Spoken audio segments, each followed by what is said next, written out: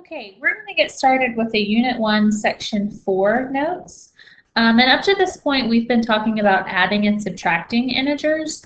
In this section, we're going to be talking about multiplying and dividing integers.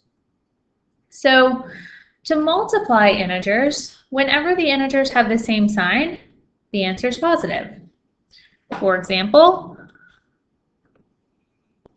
4 times 6 equals 24. Or negative 4 times negative 6 still equals 24. If they have different signs, so for example, 4 times negative 6, my answer is negative 24. Because I have different signs, my answer is negative. The product of any integer and 0 is always 0. So the key is, if they're both positive, your answer is positive. If they're both negative, your answer is still positive. Same sign equals positive. If you have different signs, your answer is negative. And then anything times 0 is still 0. All right, so similar to multiplication is division. So whenever you have two integers and you're dividing them with the same sign, your answer is positive. So 24 divided by 4 is 6. Negative 24 divided by negative 4 is still 6. Okay, different signs, your answer is going to be negative. So negative 24 divided by 4 is negative 6. Or negative 32 divided by 8 equals negative 4. Okay, we're going to use these rules. And first, we're going to find the product. So that means we're going to multiply. So in my number 1 example, I have different signs. So I know my answer is negative. 25 times 5 is 125. So your answer is negative 125.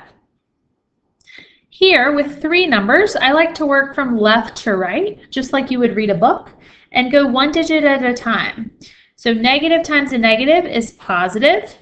Positive times a negative is negative. So you know your answer is going to be negative.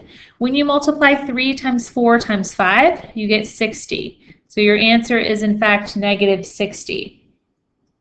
Negative times a negative is going to be positive.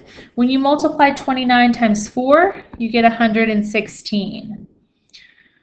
Let's look at it with 3 numbers again. Negative times a positive is negative.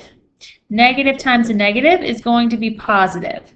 When you multiply 7 times 9 times 6, you get positive 378.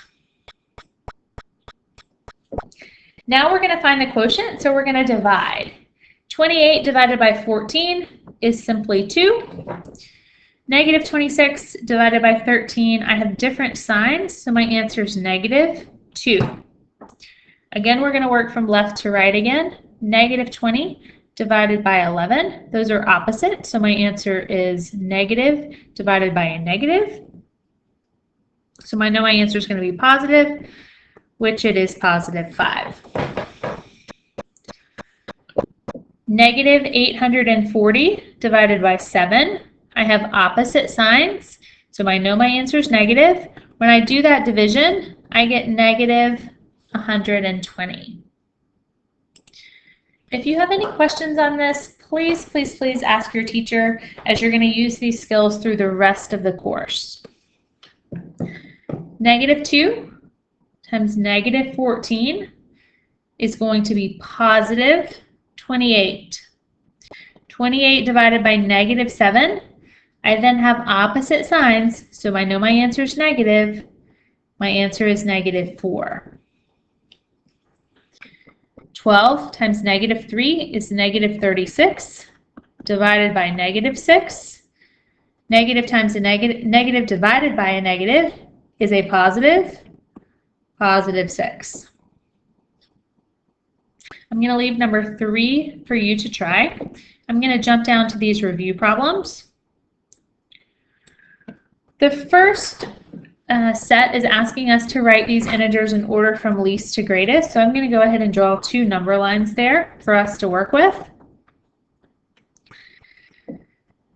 first one, if I look through this list, is going to be negative 21. Then, getting closer to 0, negative 12, negative 5, then 0. Whoops, I didn't draw a line far enough. 13, pretend this is on the line. 31. Those are in order from least to greatest. If I look here, I only have negatives. And remember, the biggest negative is furthest from 0 to the left. So negative 70. Then I will have negative 54, negative 45, negative 22, negative 16. This last review section is building on finding the sum or difference, so adding or subtracting integers. Number 1, I have different signs, so I'm going to subtract and take the sign of the larger, which gives me 24. Here, I have two negatives. Negative plus a negative is still negative. When I add 17 plus 12, I get 29. Negative 18 minus 33, I have the same sign, so my answer remains negative. When I add 18 plus 33, I get 51. Negative 41 minus negative 9. We know that this turns into negative 41 plus 9, which then we have opposite signs, so we subtract and take the sign of the larger, which our answer is negative 32. All right, that wraps up section 4. Again, if you have any questions at all, please don't hesitate to ask your teacher. Thanks again.